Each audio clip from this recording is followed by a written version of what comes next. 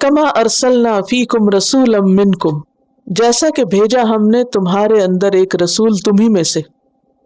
یعنی جس طرح اللہ نے تمہارے لیے قبلہ مقرر کیا اور اپنی نعمت تمام کی، ایسی ہی نعمت ایک اور بھی تم پر کی، اور وہ کیا ہے کہ تمہارے اندر ایک رسول بھیجا. یا جیسے رسول بھیج کر تم پر احسان کیا، کیونکہ ایک اور جگہ پر آتا ہے لقد من اللہ علی المؤمنین اذ بعث فیہم رسولا من انفسہم، اللہ نے مومنوں پر احسان کیا جب ایک رسول ان کے اندر انہی میں سے بھیجا. فرمایا جس طرح رسول کا بھیجنا تمہارے لیے رب کا احسان ہے، اسی طرح قبلہ مقرر کرنا بھی اللہ کا احسان ہے تم پر. اب دیکھیے اگر یہ حکم اتنی تاکید سے نہ دیا جاتا، اور آج مسلمان کبھی چلے جاتے خانہ کعبہ اور کچھ چلے جاتے حج کے لیے کہیں اور بیت المقدس، اور وہاں تو جانے کی ویسے اجازت نہیں، سب کو سب جا ہی نہیں سکتے، تو اس سے مسلمانوں میں کیا ہوتا؟ ڈویژن ہو جاتی نا، ڈیوائڈ ہو جاتے، یونٹی نہ رہتی.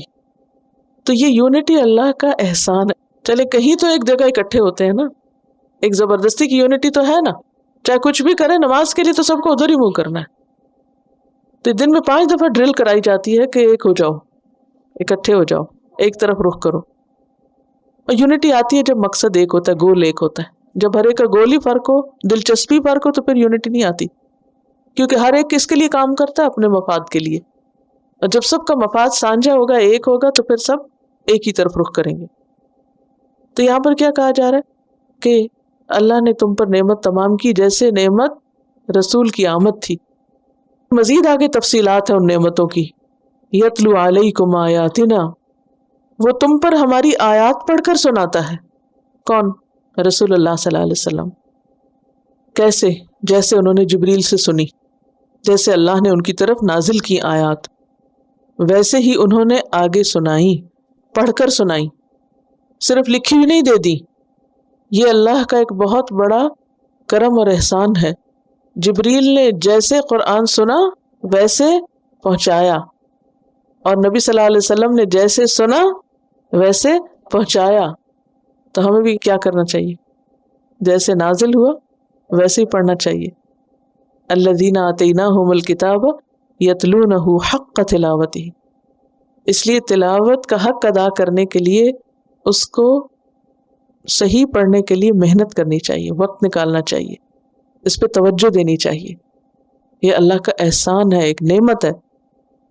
اور اس طرح براہ راست اللہ سبحانہ وتعالیٰ سے ایک کنیکشن ہو جاتا ہے نا. یہ اللہ کا کلام ہے نا قرآن. تو جیسے جبریل کو دیا گیا، امین ہے جبریل. جبریل کے ساتھ کیا بولتے ہیں آپ؟ جبریل امین، امانت دار، عند ذی العرش مکین، بہت مرتبے والے. انہوں نے کوئی خیانت نہیں کی، جیسا ملا ویسا پہنچا. تو رسول اللہ صلی اللہ علیہ وسلم کی صفت کیا ہے؟ رسول امین، صادق اور امین. انہوں نے بھی ویسے ہی پہنچایا، تو پھر ہمیں بھی خیانت نہیں کرنی. ٹھیک ہے نا؟ خیانت کیا ہے؟ وہ جیسے لکھا گیا ویسے پڑھنے کے بجائے کچھ اور کرتے رہے، زبر کو زیر، زیر کو پیش کریں، یہ خیانت ہے. وَيُزَكِّيكُمْ، اور وہ تمہارا تزکیہ کرتا ہے، تمہیں پیوریفائی کرتا ہے. اور تزکیہ کا ایک اور معنی کیا؟ نشو و نما کرنا، گرو کرنا.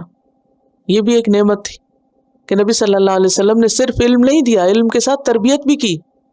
وَيُعَلِّمُكُمُ الْكِتَابَ، اور تمہیں کتاب کی تعلیم دیتا ہے.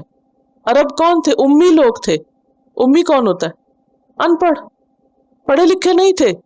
تو نبی صلی اللہ علیہ وسلم نے آ کر ان کو کیا کیا؟ پڑھا لکھا بنا دیا. یہ نعمت ہے نا، احسان ہے اللہ کا. یہاں یہ جو آیت دوبارہ آئی، ابھی تو کچھ دن پہلے گزری تھی، تو آپ سوچ رہے ہوں گے پھر دوبارہ کیوں آ گئی؟ وہاں ایک اور کانٹیکس میں تھی، یہاں اس کانٹیکس میں تھی کہ یہ سارا احسان ہے اللہ کا، نعمت ہے اللہ کی، اس کو یاد کرو. اور انہی نعمتوں کی کڑی میں پھر ایک قبلے کا تعین بھی نعمت ہے. تو یہ ساری نعمتوں کو اکٹھا کیا جا رہا ہے. تو عرب جاہل امی لوگ تھے جن کو نبی صلی اللہ علیہ وسلم نے کیا کیا؟ کتاب کی تعلیم دی، ان کو سکھایا. کس طرح؟ کتاب کیسے سکھائی؟ لفظاً بھی اور معنن بھی اور عملاً بھی. کیسے دی کتاب کی تعلیم؟ لفظ، معنی اور عمل، 3 طریقوں سے. آپ نے پڑھ کے بھی سنایا، پھر اس کے معنی بھی بتائے، اور پھر اس کے بعد کر کے بھی دکھایا. صرف لیکچرز نہیں دیے بلکہ کام کر کے دکھائے. والحکمت، اور حکمت کی تعلیم دی. حکمت کیا ہوتا ہے؟ جو بھی احکامات ہیں ان کے پیچھے جو وزڈم ہے وہ بھی سکھائی کہ کیوں یہ حکم دیا جا رہا ہے، اور پھر ہر چیز کو اس کے اپنے اپروپریٹ جگہ پہ رکھنا بھی حکمت ہوتا ہے. تو ہر چیز کو کیسے کرنا چاہیے، کتنا کرنا چاہیے، کہاں کرنا چاہیے، یہ سب چیزیں آپ نے سکھائیں. اور ہر چیز میں حکمت. اور ایک اور نعمت کیا ہے؟ وَيُعَلِّمُكُمْ، اور وہ سکھاتا ہے تم کو مَا لَمْ تَكُونُوا تَعْلَمُونَ، جو تم نہ جانتے تھے، تمہیں پہلے پتہ ہی نہیں تھا. عرب امی قوم کو پہلے بہت سی باتوں کا پتہ ہی نہیں تھا، لیکن پھر کتنا پتہ چلا؟ ابو ذر رضی اللہ تعالیٰ عنہ کی وہ حدیث یاد کریے کہ جس میں وہ کہتے ہیں کہ نبی صلی اللہ علیہ وسلم کی وفات اس حال میں ہوئی کہ آپ نے ہمیں آسمان میں پڑپڑاتے پرندے کے بارے میں بھی علم دیا. جسے آسمان میں کوئی پرندہ اڑتا ہے اور اپنے پر پڑپڑاتا ہے تو یہ کیسے کرتا ہے، کیوں کرتا ہے، اس کا بھی ہمیں بتایا. نہیں، ہر چیز کے بارے میں ہم کو سکھایا جو ہمیں پہلے نہیں پتا تھا. اور سب سے بڑی بات یہ کہ غور و فکر سکھایا. اور جب کوئی غور کرنا اور عقل استعمال کرنا سیکھ جاتا ہے تو پھر کیا ہوتا ہے؟ پھر اس کو راہ مل جاتی. یہی وجہ ہے کہ نبی صلی اللہ علیہ وسلم کی آمد کے بعد پوری دنیا کے حالات تبدیل ہو گئے. یہ جتنی بھی علمی ترقیاں ہوئی ہیں اور ان میں جو تیز رفتاری آئی ہے، یہ اسلام کی برکت سے آئی ہے، نبی صلی اللہ علیہ وسلم کی برکت سے آئی، کیونکہ آپ نے دماغ استعمال کرنا سکھایا، بلائنڈ فیتھ کا کانسیپٹ ختم کیا، ہر چیز کو دلیل سے سمجھایا. اور یہ صرف انہی کو نہیں سکھایا عربوں کو، بلکہ ہمیں بھی سکھایا، کیونکہ اللہ ماں کے پیٹ سے انسان کو سکھا کے نہیں بھیجتا، دنیا میں آ کے سیکھتا ہے. اور دنیا میں آ کے جتنا کچھ بھی سیکھ لے، جب تک قرآن نہ سیکھے علم ادھورا ہے، علم مکمل نہیں ہوتا. کیونکہ اس کو اصل علم کہا گیا، کیونکہ یہ سچ پر، حقیقت پر مبنی ہے. اور باقی چیزیں کیا ہیں؟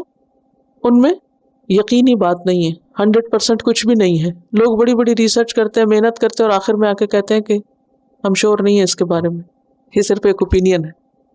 لیکن قرآن کا حکم کیا ہے؟ وَإِنَّهُ لَلْحَقُّ مِن رَبِّكَ، یہ حق ہے تیرے رب کی طرف سے، لا ریب فیہ، اس میں کوئی شک نہیں.